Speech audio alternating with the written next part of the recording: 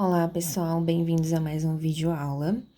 E dessa vez a gente vai continuar falando de forças, continuar falando de dinâmica, mas eu vou dar só um exemplo que aborda o tema de diagrama do corpo livre. Esse diagrama do corpo livre, ele é um artifício matemático para facilitar o cálculo da força resultante, certo?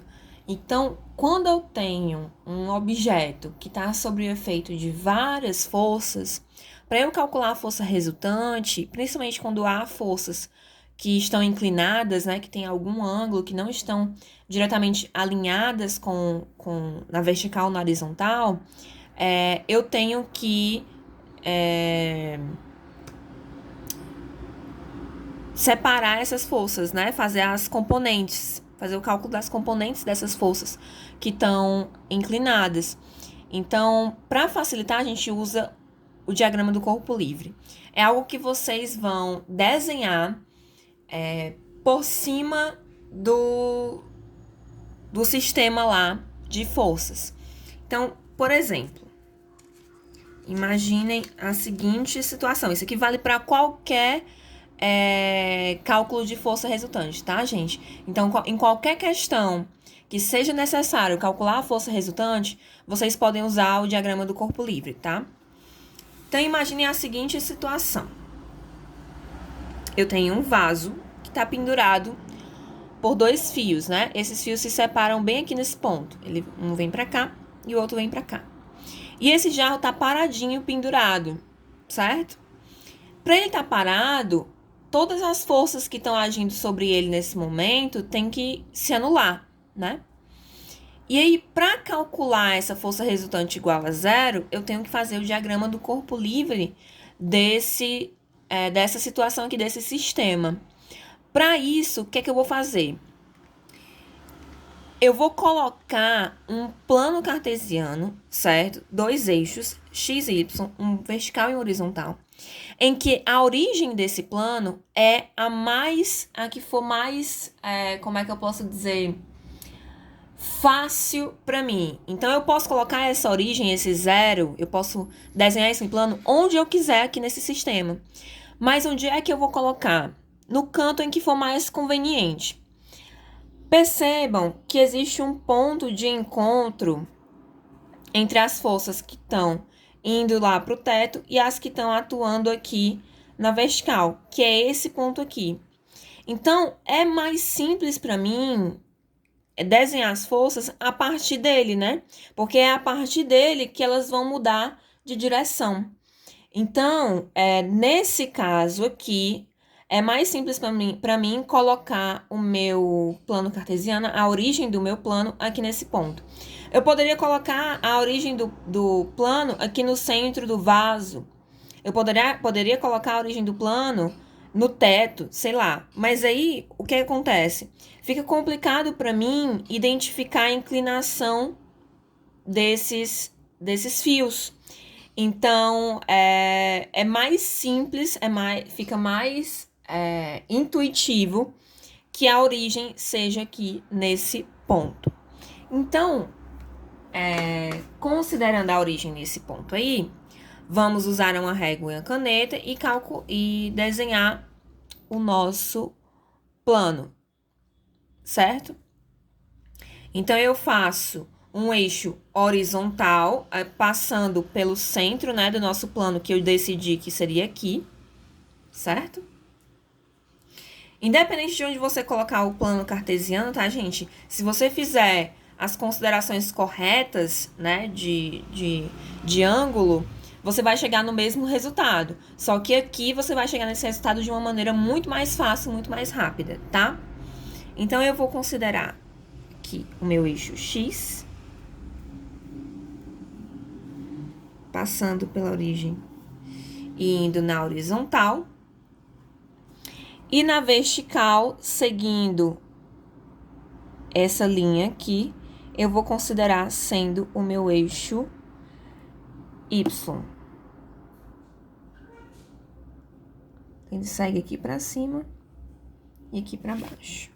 Esse é o meu eixo Y, esse é o meu eixo X, ok? E aí, pessoal, quais são as forças que estão atuando aí nesse caso? Eu tenho a força peso, né? Eu tenho a força peso pra cá, atuando nesse vaso, né? Aqui pra baixo. Ele tem massa de 10 quilos, né? Então, ele tem uma força-peso de 10 vezes a gravidade. Tem essa força-peso. E como ele não tá em cima de nenhuma superfície, não vai ter nem força de atrito, nem força normal. Nesse caso, nós temos fios. Então, as forças ligadas aos fios são as forças de tração. Então, eu tenho uma força de tração aqui nesse fio. Certo? Que tá puxando o vaso para cima. Então, tem uma força de tração aqui, puxando o vaso para cima. O peso puxa o vaso para o centro da Terra, né? E a tração puxa de volta para cima. Então, o que está acontecendo aqui? Para esse vaso ficar em equilíbrio, esse peso e essa tração estão se anulando, né? O peso e a tração têm que ter a mesma intensidade, mesma direção, ambos estão na vertical, e sentidos contrários, e nesse caso aqui, a força resultante vai ser zero. Só que, o que acontece? Quando esse fio aqui, que está tracionando, né, anulando aqui a força-peso, chega nesse ponto, ele se divide em dois. Então, essa mesma tração aqui, ela vai ser dividida para cá e para cá. E aí, o que vai acontecer? Ela vai dividir exatamente ao meio? Não. Depende da inclinação, ó, da inclinação desses fios.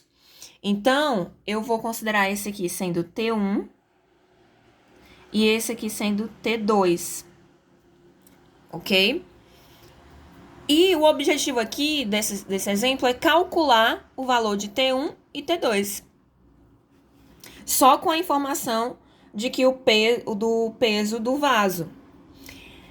Primeiro, a gente precisa da inclinação em relação ao eixo Y ou em relação ao eixo X. Normalmente a gente usa a inclinação em relação ao eixo horizontal, tá? Ele tá me dizendo que esse ângulo aqui é igual a 30. Se a gente fechar esse retângulo aqui, pessoal, o que vai acontecer? Esse ângulo aqui é qual? Para completar o ângulo reto, né? É o que tá faltando para completar 90. Então, esse ângulo aqui é 60. Consequentemente, a proporção aqui é a mesma. Esse ângulo aqui de fora, alternos internos, né? Esse ângulo aqui de fora vai ser 60 e esse ângulo aqui, ó, vai ser igual a esse. Vai ser 30 também. Então, aqui é 30 e aqui é 60, porque aqui eu também tenho um ângulo reto, ok? Então, o ângulo em que a força de tração T2 está inclinado em relação ao eixo horizontal é de 30 graus. Mesma coisa aqui. Se eu tenho 60 lá, aqui fora eu vou ter 60 também. Então, o ângulo de inclinação da força T1 é 60 graus. Esse, pessoal, é o diagrama do corpo livre. Então, o que é o diagrama? É basicamente um plano cartesiano com as minhas forças e a inclinação dessas forças anotadas nesse plano. Como aqui ficou muito poluído junto com o desenho, o que é que eu fiz? Eu peguei só o plano, só o diagrama, né? Só o que eu fiz aqui de vermelho e reescrevi aqui embaixo. Certo? Então, eu tenho lá na minha origem, né? A partir daqui, ó, eu tenho a minha força peso para baixo e a minha força de tração aqui para cima, que está sendo dividida por 2, né? Que é a força T2 e a força T1. Então, se eu somar essas forças T2 e T1, eu tenho que ter a força T, que vai anular o peso, ok? E como nós vimos, esse ângulo aqui é 60 graus e esse ângulo aqui é 30 graus. Então, pessoal, vamos ver na parte matemática. Isso aqui é um diagrama do corpo livre, tá? É sempre assim, você vai colocar o plano na origem que for mais conveniente para você. A origem é esse ponto aqui, onde os dois eixos se cruzam, tá? Que é o 0. Então, você vai pegar a origem que for mais conveniente. Vocês entenderam que era mais conveniente aqui. Em outras situações, pode ser que mude, né? Vai mudar, dependendo da situação. Às vezes é no centro do objeto, às vezes não. Então, depende muito de cada situação. Você vai ter que analisar, usar seu cérebro para pensar onde vai ser mais interessante colocar, certo? De acordo com o que vocês aprenderam. E, a partir desse ponto, você vai desenhar as forças que estão atuando, cada uma na sua direção, ok? Se o vaso está em equilíbrio, o que foi que eu falei? A força resultante é 0. Se ele não se move, se a velocidade dele é 0, se ele está parado, a força resultante dele é necessariamente 0. Então, se eu somar todas essas 3 forças que estão atuando sobre ele, tem que dar 0. Então, a gente sempre, para fazer essa soma, a gente tem que separar a soma na direção vertical e a soma na direção horizontal. Mas na direção vertical, o que vai acontecer? Eu tenho a força peso, mas eu tenho também uma componente da força T1 e uma componente da força T2. Porque, como elas estão inclinadas, elas vão ter tanto componentes na vertical como componentes na horizontal. Então, vamos desenhar essas componentes. Como é que a gente faz, pessoal? Vocês lembram? A gente vai pegar lá da extremidade da força, alinhada, né, aqui, ó, com o eixo X, né, na mesma direção do eixo X, na horizontal, eu vou desenhar aqui, ó, até um traçado, até chegar no eixo Y. A mesma coisa eu faço aqui, ó, com a força T1. A linha aqui, ó, e desenho um traçado até chegar no eixo Y.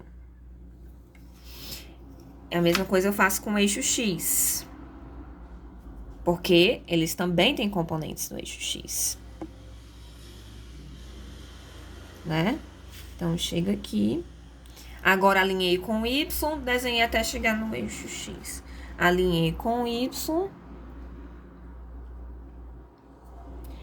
desenhei até chegar no eixo X. Então, da origem até esse ponto, eu tenho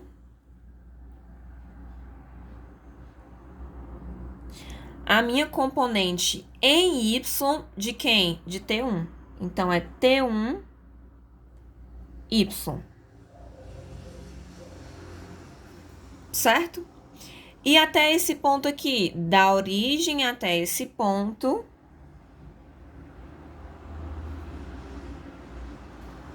certo? Alinhado com o eixo Y, eu tenho a minha componente T2 de Y.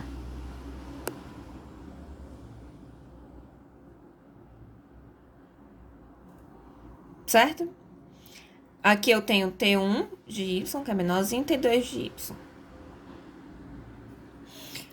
E aqui no eixo X, ó, aqui elas estão na mesma direção e mesmo sentido, né? Ambas estão aqui positivas, para cima. Já no eixo X, uma vai ficar para um lado e outra para outro.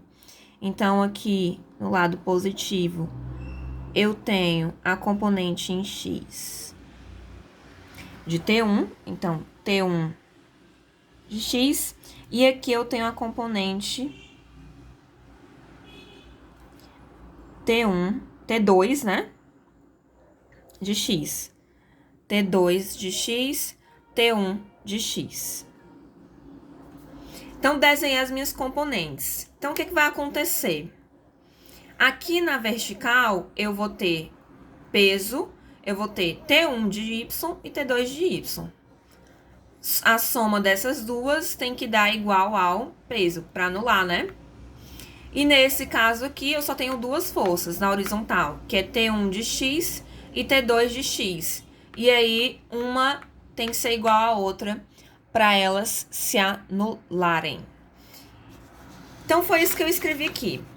Na direção vertical, eu tenho que T1 de Y mais T2 de Y menos o peso, porque menos? Porque dá no sentido contrário. Se as duas estão para cima, eu somo elas duas e subtraio o que está para baixo.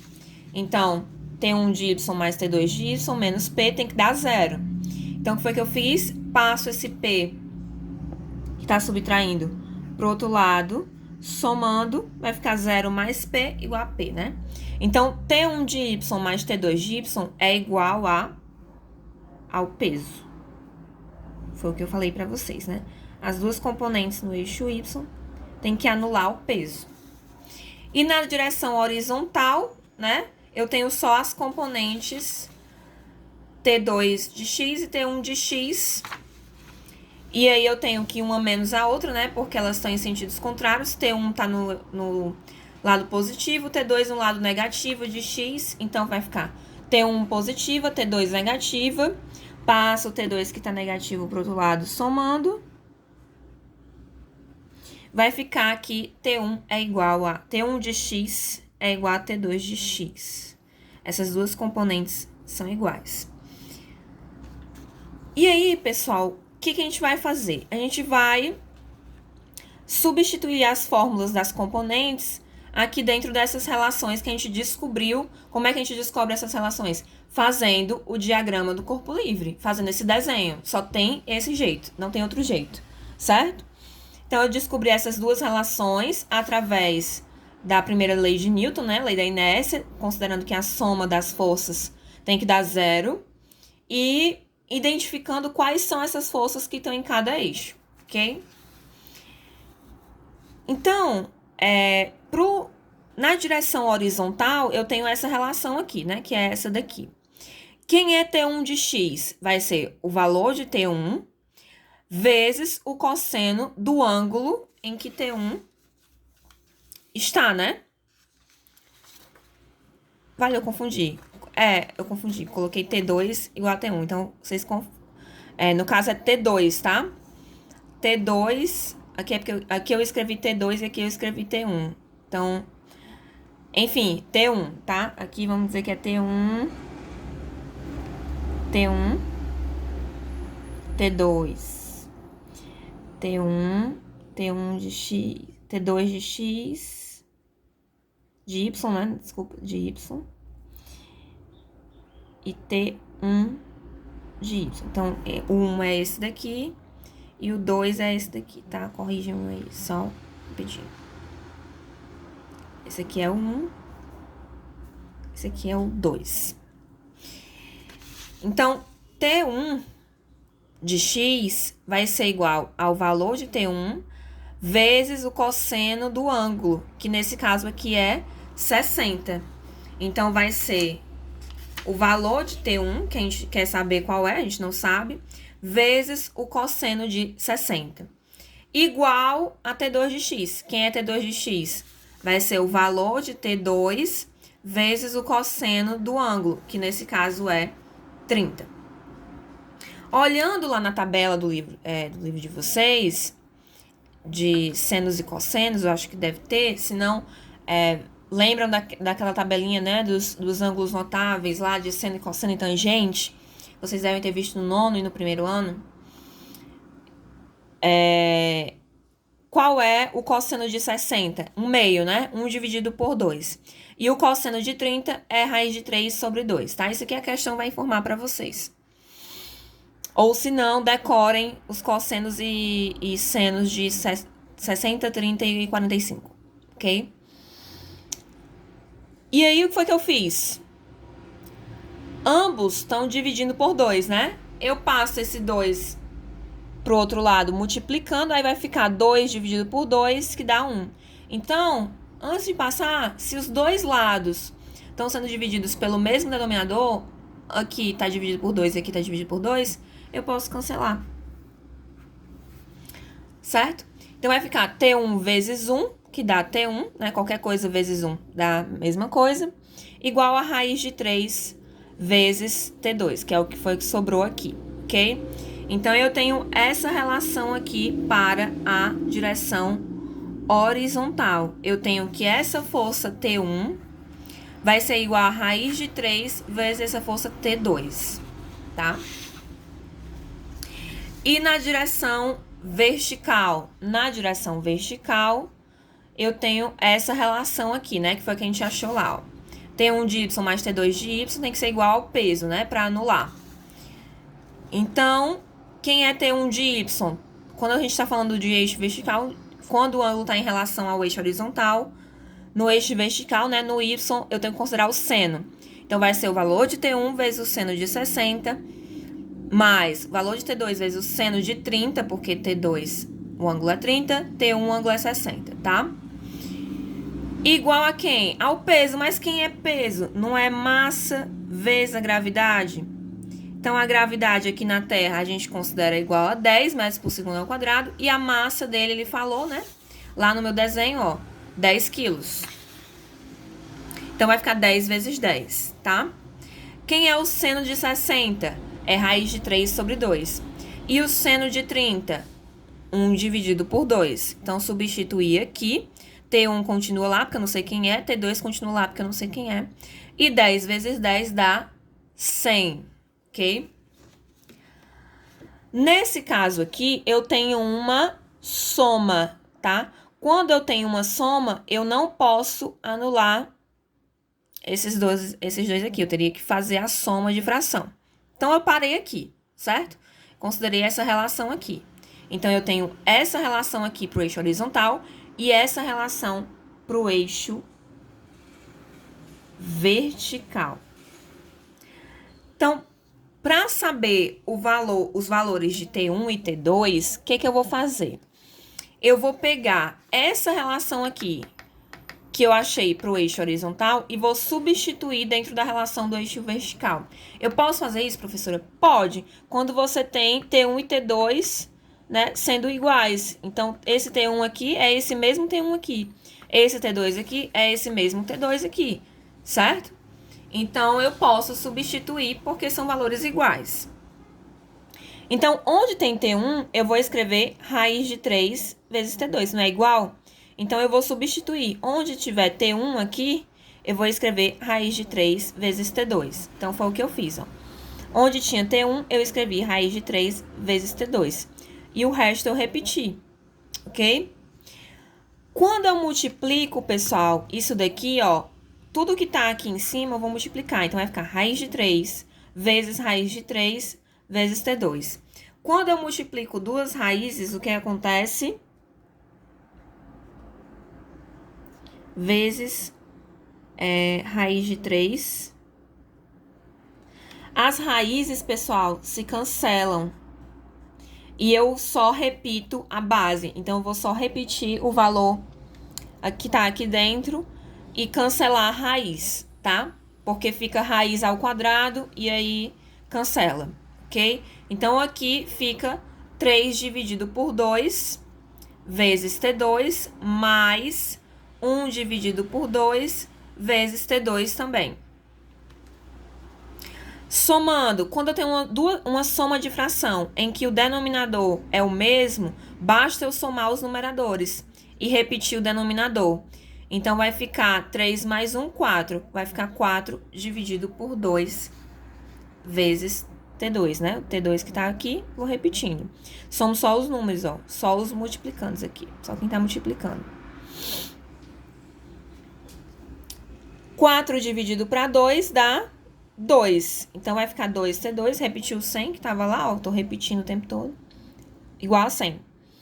Esse 2 que tá aqui multiplicando, eu passo ele pro outro lado, dividindo. 100 dividido por 2 dá 50. Então, T2 é igual a 50 newtons, certo? Então, essa tração aqui, T2, ó, essa tração aqui, essa força que tá puxando pra cá, vai ser igual a 50 newtons. E T1, se T1 é raiz de 3 vezes T2, é só substituir aqui, ó. Né? Onde tinha T2, eu escrevi 50. Então, vai ficar raiz de 3 vezes 50 newtons. Pessoal, é isso. O que é importante aqui para vocês internalizarem? Como é que se descobre essas relações aqui? Ok? Lá pelo diagrama das forças, né? Fazendo as componentes, desenhando as componentes, vendo quem tá na mesma direção e sentidos contrários subtrai, quem tá na mesma direção e mesmo sentido soma. E se tá em equilíbrio, vai ser sempre igual a zero. A soma total vai ser sempre igual a zero. É assim que eu resolvo todas as questões de força resultante. Qualquer questão é sempre resolvida dessa maneira. Faz o diagrama do corpo livre, soma quem tem que somar, subtrai quem tem que subtrair e iguala a zero, né? Se ele estiver parado, se ele estiver em repouso, se ele estiver em equilíbrio, né? Isso a questão vai te dizer. E considera lá os ângulos para calcular as componentes, certo? Parece complicado, mas é simples. Como é que vocês vão aprender isso aqui? Fazendo exercício, certo? Então, tentem fazer. Não olhem só a resposta. Façam mesmo, vão tentando fazer passo a passo. Parou, enganchou numa parte, volta aqui, vê como é que avança e retoma, certo? Mas não desistam, isso aqui é importante. Eu diria que é uma das partes mais interessantes da dinâmica, né? Em que você vai raciocinar um sistema, que você tem que pensar, não tem uma fórmula pronta. Não existe fórmula pronta. A única coisa que existe é que a soma das forças tem que dar zero, mas todo o resto é puro raciocínio de vocês. Então, isso daqui vai desenvolver bastante a parte intelectual de vocês. Então, é isso. Até a próxima aula. Deixem as dúvidas de vocês aí nos comentários. Abraço.